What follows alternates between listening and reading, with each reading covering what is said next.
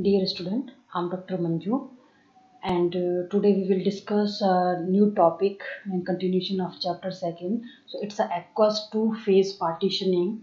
So what it's mean? Clear?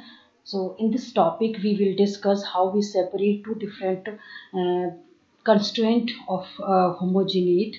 And for examples, how we separate the proteins or nucleic acid from the mixture of protein and nucleic acid solution. So for that we will take the cell.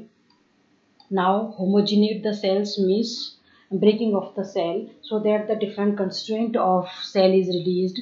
Here for cell we will consider taking animal cell, plant cell and microbial cells. It's depend on you which you are working. So prepare the homogeneate. Now this homogeneate mixed take in the append of tube and mix with two different substances such as dextrin and PASE. These are the solvent in which we homogeneate our cells.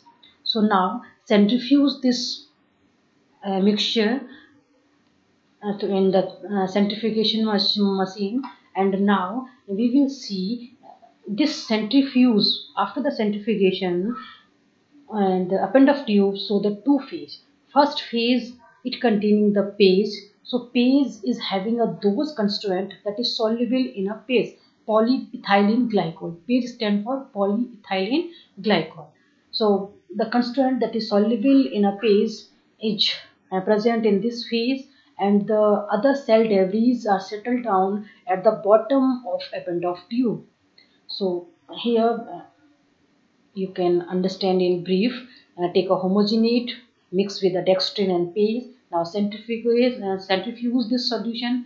Now you have to get two phase. First phase having a PASE containing the soluble constituent of homogeneate, and the next phase that is cell debris that is present at the bottom of append of tube. So it's an important point given in a note form. If we want to separate the protein, so on the basis of protein having a charge, if protein have positive charge, negative charge or neutral charge, on the basis of the characteristic of the protein, you have to select the purification technique. Clear?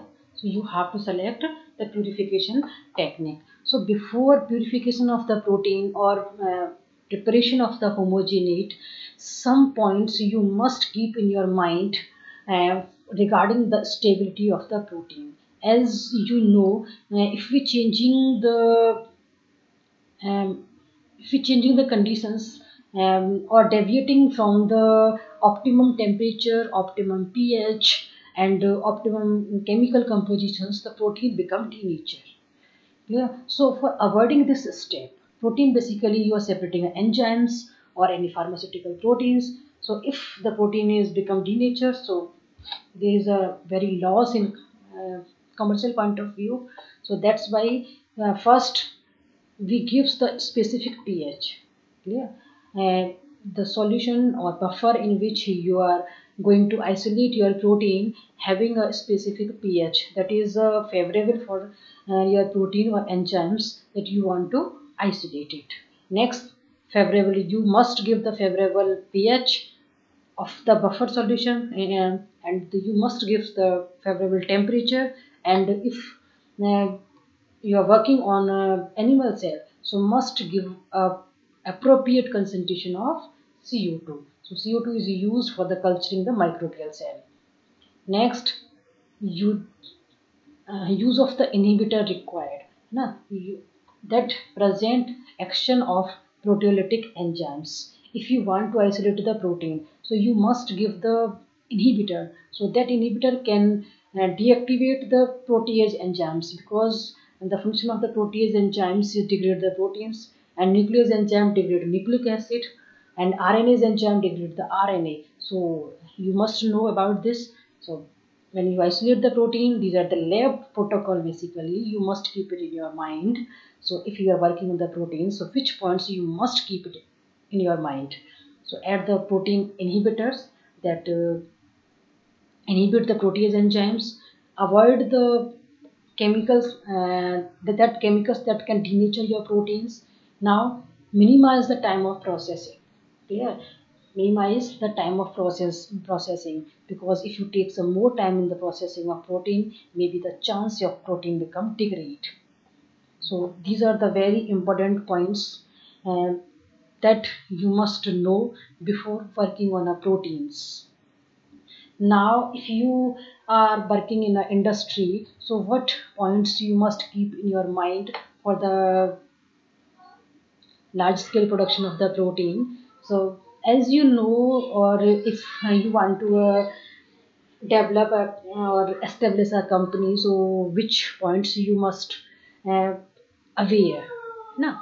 So first point, you can't apply the techniques that is used in the laboratory to directly at the industrial point of view.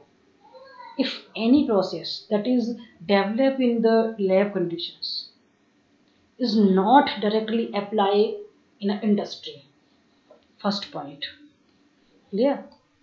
Before before applying in the industry, you must develop a pilot plant, so through which you calculate the cost.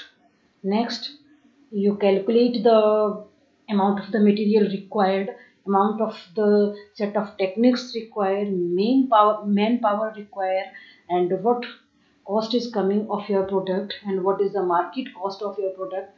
All these things must be calculated before establishing an industry.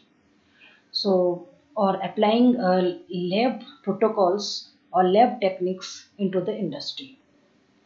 So first point, you must keep it in your mind.